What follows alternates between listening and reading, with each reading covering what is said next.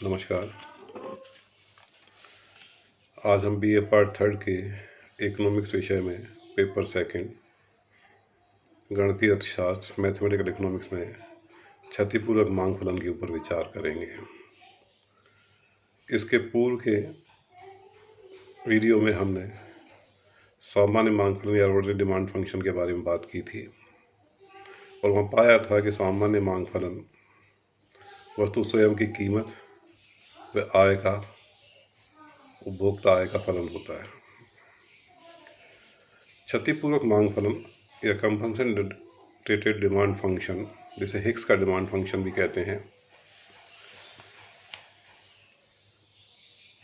के बारे में बात करें तो यह क्षतिपूर्वक मांग फलन वस्तु की मांग को वस्तुओं की कीमत के रूप में प्रकट करता है। इस मांग फलन में आय स्वतंत्र चर के रूप में प्रकट नहीं होती है, अर्थात यदि Q1 वस्तु का क्षतिपूर्वक मांग फलन निकालना है तो Q1 is a function of P1 P2, यानी वस्तु कीमतों का फलन होता है। इसी प्रकार से Q2 is equal to function of P1 P2। इसको हम इस प्रकार से प्राप्त कर सकते हैं। यदि उपयोगिता फलन दे रखा है U0 is equal to function of Q1 Q2। क्षतिपूर्वक मांग फलन के अंदर हमने एक ही तटस्थता वक्र के ऊपर उपभोक्ता अपना संतुलन रखता है और यदि आय फलन दे रखा है y बराबर P1 Q1 plus P2 Q2। इन दोनों फंक्शनों से हम लैग्रेंज फलन बनाते हैं। z बराबर P1 Q1 plus P2 Q2 plus lambda U0 minus F Q1 Q2। तो सामान्य मांग फलन और क्षतिपूर्वक मांग फलन में लैग्रेंज फलन बनाते समय ये हमें ध्यान रखना है कि हमें व्यय को मिनिमम करना है या व्यय को इतना करना है ताकि पूर्व वाला उपयोगिता संतुलन या तटस्थता वक्र संतुलन हमें प्राप्त हो सके। प्राप्त लैग्रेंज फलन को हम Q1 Q2 और लैम्डा के सापेक्ष आंशिक अवकलन करते हैं। Del z upon del Q1 बराबर P1 माइनस लैम्डा F1 बराबर 0। Del z upon del Q2 यानी Q2 के सापेक्ष हम आंशिक अवकलन करें P2 माइनस लैम्डा F2 बराबर 0 और लैम्डा के सापेक्ष हम आंशिक अवकलन करें तो U0 minus function of Q1 Q2 is equal to 0। इसकी सहायता से हमें 3 समीकरण प्राप्त हो जाते हैं। इन 3 समीकरणों की सहायता से हम Q1 Q2 व लैम्डा के मान ज्ञात कर सकते हैं। क्यों इन 3 समीकरणों में y नहीं है, अतः Q1 Q2 के मान केवल P1 P2 व U0 के फलन होंगे। क्षतिपूर्वक मांग फलन के संदर्भ में द्वितीय क्रम की शर्त में बॉर्डियर-हैंसन डिटरमिनेंट का मान लेस देन 0 होगा। जहां सामान्य मांग फलन में क्योंकि हम उपयोगिता अधिकतमीकरण करते हैं, इसलिए वहां बॉर्डियर-हैंसन डिटरमिनेंट का मान ग्रेटर देन 0 होता है। यहाँ हम व्यय को इतना न्यूनतम करते हैं, इतना कम करते हैं ताकि पहले वाले तटस्थता वक्र को ही हम प्राप्त कर सकें, अतः यह लेस देन 0 होगा। बॉर्डियर-हैंसन डिटरमिनेंट यानी F11 F12 minus P1 F21 F22 minus P2 minus P1 minus P2 0 less than 0 होना चाहिए। इसको हम खोल के रखें, सारणी को यदि हम खोलें 2F12 F1 F2 minus F1 square F22 minus F2 square F1 is greater than 0, या F1 और F2 के उपयोगिता संतुलन की प्रथम शर्त के अनुसार F1 upon F2 is equal to P1 upon P2 होता है। तो F1 अपॉन F2 के स्थान पर F1 और F2 के स्थान पर हम P1 और P2 भी रख सकते हैं। तो इसको इस प्रकार से भी लिख सकते हैं 2P1 P2 F12 minus P1 square F22 minus P2 square F1 is greater than 0। तो इसे उदाहरण की सहायता से यदि हम समझाएं कि दिया हुआ है यदि U0 is equal to Q1 Q2 और y बराबर P1 Q1 plus P2 Q2 और हमें क्षतिपूर्वक मांग फलन इसका निकालना है। यहाँ उपयोगिता को स्थिर मानते हुए आय को न्यूनतम मात्रा ज्ञात करते हैं ताकि पूर्व वाला उपभोक्ता संतुलन या तटस्थता वक्र हमें प्राप्त हो सके।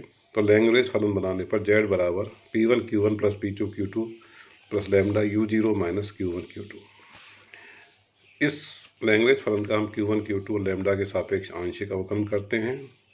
Del Z upon del Q1 बराबर P1 माइनस लैम्डा Q2 बराबर 0, यानी Q1 के सापेक्ष आंशिक का अवकलन किया तो हमें प्राप्त हुआ P1 माइनस लैम्डा Q2 बराबर 0।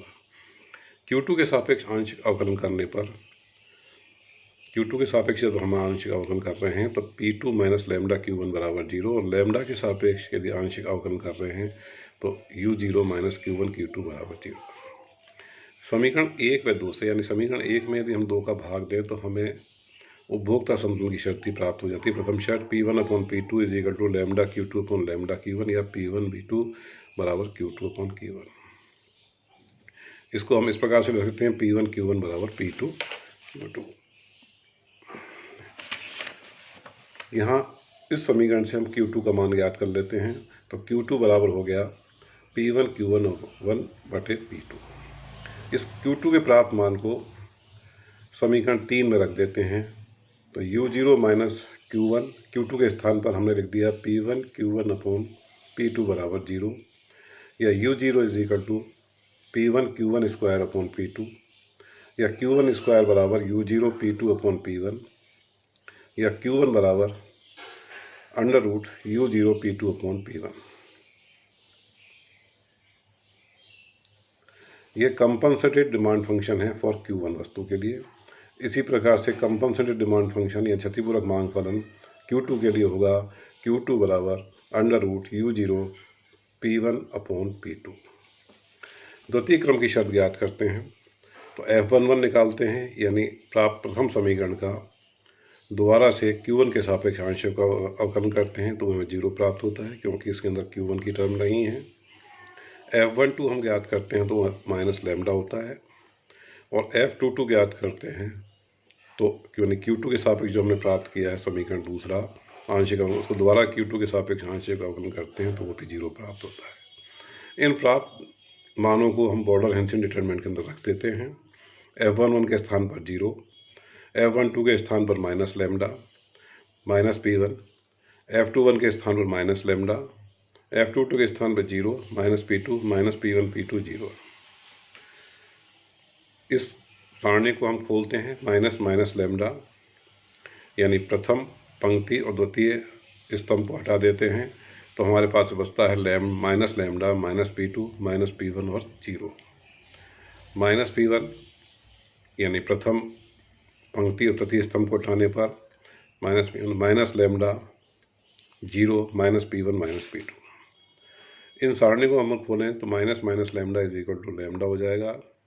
लैम्डा का 0 से मल्टीप्लिकेशन करेंगे 0, माइनस P1 का माइनस P2 से के साथ गुणा करेंगे तो P1 P2, तो minus P1 P2 minus P1 minus lambda into minus P2 यानी लैम्डा P2। इन ब्रैकेट को खोलें तो minus P1 P2 lambda minus P1 P2 lambda दोनों मिलके माइनस 2 P1 P2 लैम्डा। क्योंकि ये संख्या ऋणात्मक है अर्थात लेस देन 0 है, अतः सेकंड ऑर्डर कंडीशन सेटिस्फाइड होती है।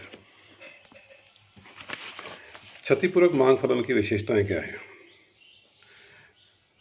हमें देखने में पता चल रहा है कि Q1 का P1 से विपरीत P2 से सीधा संबंध होता है। ये वस्तु कीमतों के संदर्भ में 0 डिग्री के समरूप होते हैं। क्षतिपूरक मांग फलन अर्थात दोनों वस्तुओं की कीमत एक समान अनुपात में बढ़ा दी जाए तो वस्तु की मांग मात्रा में किसी प्रकार का परिवर्तन नहीं होता है। विशेष बात यह है कि पूरे समीकरण में आय कहीं भी नहीं आ रही है, अतः क्षतिपूरक मांग फलन में आय लोच ज्ञात नहीं की जा सकती। इसे हिक्स का मांग फलन भी कहते हैं। इसके यदि हम विभिन्न लोचें ज्ञात करना चाहें तो Q1 इज इक्वल टू जैसे कंपनसेटेड डिमांड फंक्शन है Q1 वस्तु का under root GU0 P2 upon P1। इसका यदि हम लॉग ले रहे हैं लॉग Q1 बराबर 1/2 log U0 plus 1/2 log P2 minus 1/2 log P1।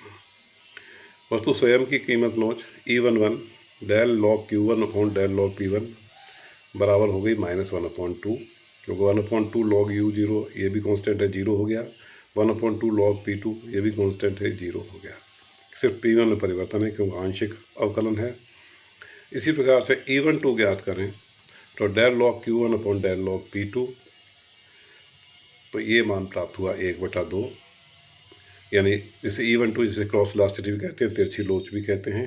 इसी प्रकार से Q2 यदि दे रखा है ordinary demand function under root U0 P1 P2। तो इसका भी अपन लॉग लेंगे, Q2 बराबर 1/2 log U0 plus 1/2 log P1 minus 1/2 log P2। E22 यानी वस्तु स्वयं की कीमत लोच del log Q2 upon del log P2 बराबर -1/2। इसकी तिरछी elasticity E21 del log Q2 upon del log P1 बराबर 1/2। इस प्रकार हम क्षतिपूरक मांग फलन ज्ञात कर सकते हैं।